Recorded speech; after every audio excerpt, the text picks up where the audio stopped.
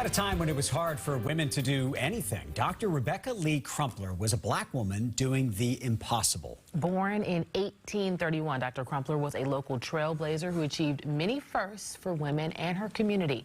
Levan Reid has more on her story. We all learn from history, and by telling stories, it can encourage people to do similar type of activities. As the Hyde Park Library celebrates the women of Hyde Park, we turn the focus to the late 1800s and Dr. Rebecca Lee Crumpler. She was the first black woman in the United States to earn a medical degree. Dr. Crumpler focused on the care of women and children, and she did that from the experience she received seeing the health and the problems of women and children in Boston. Now, there are only likenesses of Dr. Crumpler, but she was a trailblazer.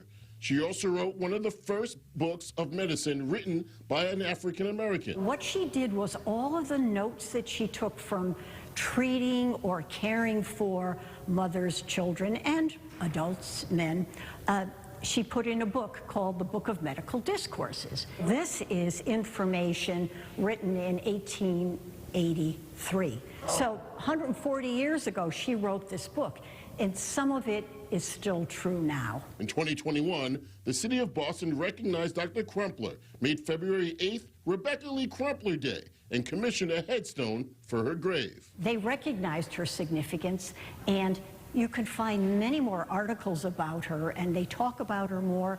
There are more children's books. Wow.